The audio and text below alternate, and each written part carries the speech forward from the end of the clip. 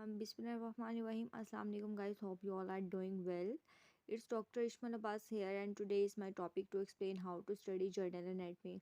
First thing is that आपको idea जो है वो होना चाहिए कि इसका जो पेपर पैटर्न है वो क्या होता है।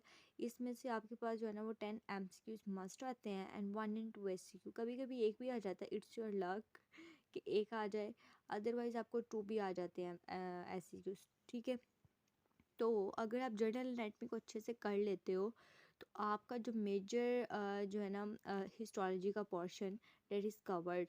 सो आपने इसको बिल्कुल भी जो है वो लाइट नहीं लेना है। इसको अच्छे से कर लोगे तो हिस्टोलॉजी पे इतना जो है ना वो खपना नहीं पड़ेगा एनाटमी में। अगर आप मेरे चैनल पर नए हो तो इसको सब्सक्राइब करो ताकि मेरी नेक्स्ट हर वीडियो आप सब तक पहुंच सके। इसको लाइक करो, कमेंट करो, अपने फ्रेंड्स के साथ जो है वो शेयर करो। ठीक है, हम अपनी वीडियो को आगे बढ़ाते हैं, अब चलते हैं, लेकिन उससे पहले आप मेरे चैनल को सब्सक्राइब कर दो। Okay, it's all this contents. आपके पास जो चैप्टर 1 है ना, it's just for the introduction. Okay, तो इसमें इंट्रोडक्शन से ही बाजू का एग्जामिनर जो है ना, मतलब आपकी आसानी के लिए जो है ना एक दो जो है वो डेफिनेशन जो है वो दे देता है। लेकिन जो बच्चे हैं वो कहते हैं यार इंट्रोडक्शन है, हमें आता है, सब आता है हमें, वो इस चैप्टर को स्किप कर देते हैं। तो आपने इस चैप्टर को स्किप नहीं करना है। ठीक है, अब मैं बताती हूँ इसमें से इम्पोर्टेंट आपके पास क्या है। तो अब मैं आपको जो है वो चैप्टर वाइज इम्पोर्टेंट जो है ना वो बताऊंगी कि जो है वो क्या क्या इम्पोर्टेंट है। आपने मेरी वीडियो को एंड तक देखना है और अगर आपने अभी तक मेरे चैनल को सब्सक्राइब नहीं किया तो आप मेरे चैनल को सब्सक्राइब कर दो। Okay, it's all about chapter number 1। ठीक है, it's introduction. First thing is that you must have know about the definition of the cell, then the tissues. ठीक है, देन आपने ये बताना है कि आपके पास जो टिश्यूज़ है उसकी मेन जो है वो वैराइटीज़ होती है, उसको किस तरह से जो है ना वो क्लासीफाई किया गया है। इन हिस्टोलॉजी आपको इन जो एपिथेलियम भी आप लोग पढ़ते हो। ठीक है, आप जो है वो CT का भी पढ़ते हो, आप MT का भी पढ़ते हो, आप NT का भी पढ़ते हो। It's abbreviation is muscular tissue, is the nervous tissue and there is the connective tissues.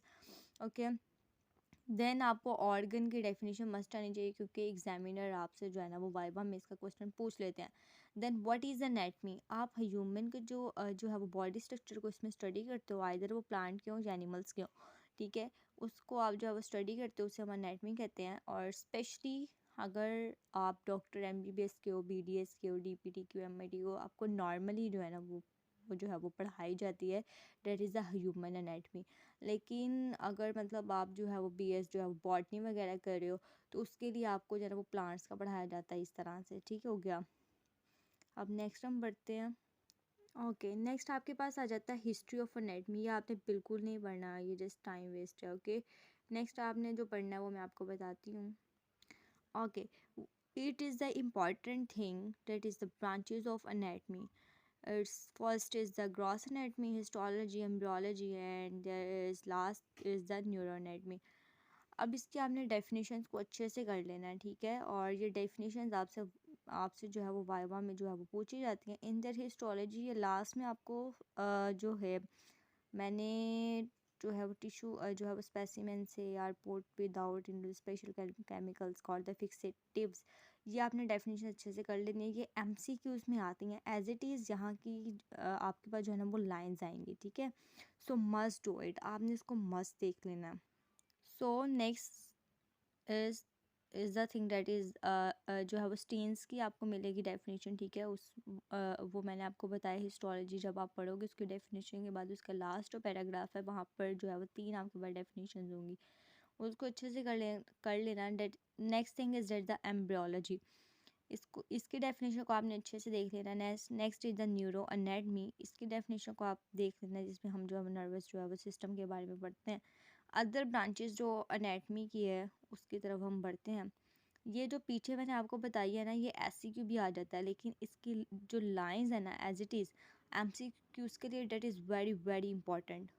अच्छा, उसके बाद अगर हम देखें तो हमारे पास जो अदर एनाटमी की जो है वो ब्रांच है that is the regional anatomy and there is the systemic anatomy. ये MCQs के लिए इंपॉर्टेंट है, इसको एक बार मतलब बस जो है वो देख लेना एज इट इज़, ये SCQ आता नहीं होता। जी, और ये वाली जो आपके पास अदर अनैटमी की जो ब्रांचेस आ रही हैं, इसको आपने अच्छे से कर लेना है, क्योंकि एग्जामिनर आपसे बाजू का जो वाइवा में जो है ना ऐसे सवाल जो है वो कर लेता है। ठीक है, तो इसको आपने एक बार देख लेना है। अच्छा गाइज, अगर अब हम चलते हैं चैप्टर 2 की तरफ। इसका नाम है anatomical nomenclature. It's very very important. और इसमें मैं नेक्स्ट आपको बताऊंगी कि आपने इसमें से क्या क्या जो है ना और जो है वो सब कुछ जो है वो करना है। तो एनाटॉमिकल जो पोजीशन होती है इसका आपको मतलब आइडिया होना चाहिए। ये एज इट इज़ एमसीक्यू भी आ जाता है और एमसीक्यू भी आ जाता है, लेकिन एमसीक्यू ये बहुत ज़्यादा जो है ना वो कॉमन है।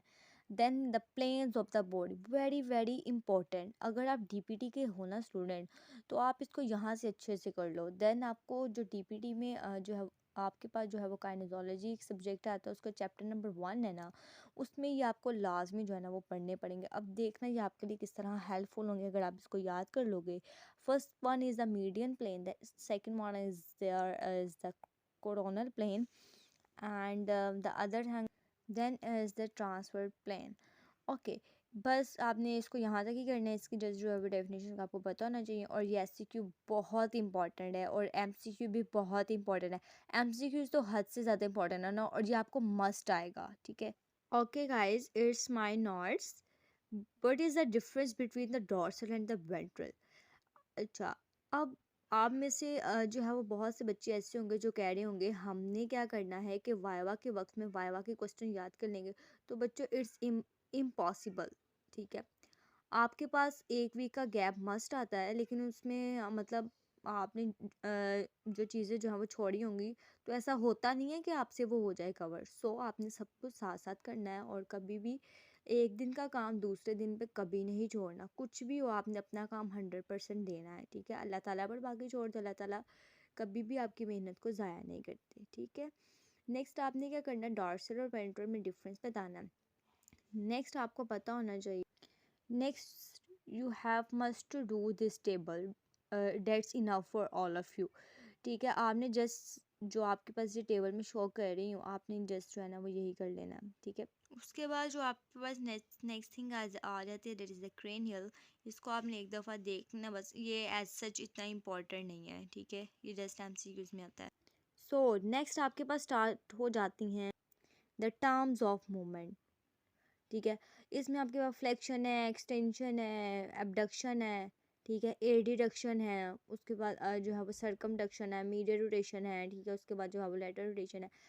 आपको ऐसे क्यों आता है, इनको आप जो है ना आप जो है वो डिफ़ाइन करें। तो बेटा, जब आपने इसको अच्छे से जो है वो पढ़ा होगा, देन ही आप इसको जो है ना वो डिफ़ाइन कर सकोगे। तो इसको आपने अच्छे से देख लेना। और वाइवा में जब आप बैठते हो, तो एग्जामिनर आपसे कहता है भाई मुझे बताओ कि जो है वो फ्लेक्शन और एक्सटेंशन में क्या होता है। तो जस्ट यू हैव रिमेम्बराइज डेट के फ्लेक्शन और एक्सटेंशन में क्या होता है। और ये आपको ऐसे हमेशा नहीं याद होंगे, आपको जो है ना वो आपको जो है वो कंफ्यूज होता रहेगा। सो जब भी आपने इस टॉपिक को पढ़ना है, आपने जो है वो मिरर के सामने जो है वो जो है वो खड़े हो जाना है, और ख़ुद ये मूवमेंट जो है ना जो है वो अपने आप पे करनी है। देन आपने इस बुक को सामने रख लेना है और इसकी लाइन को जो है ना वो रीड करना है। देन आपने अपने आप पे जो है ना जो है वो फील करना है कि ऐसा हो रहा है कि नहीं हो रहा। ठीक है, और उसके बाद कुछ आपके पास ये टर्म्स आ जाती हैं, इसको आप जस्ट एक बार देख लेना। ऐसा चीज़ जस्ट एस सी क्यू में नहीं आती, जस्ट एम सी क्यूज़ में आती। हाँ, और एक बात, जब आपने जो है वो मूवमेंट्स करनी है, उनकी एग्जांपल का आपको आइडिया मस्ट हो, क्योंकि बाज़-औक़ात आपको एमसीक्यूज़ में जस्ट एग्जांपल जो है वो दी होती है, और नीचे ऑप्शन होते हैं भाई बताओ ये फ्लेक्शन है, एक्सटेंशन हो रही है, एबिडक्शन हो रही है, एडिडक्शन हो रही है, सरकमडक्शन हो रही है। ठीक है, इस तरह से। ओके गाइस, अपना बहुत सारा ख्याल रखना, मुझे भी दुआ में याद रखना। इंशाल्लाह मेरी नेक्स्ट वीडियो जो है वो नेक्स्ट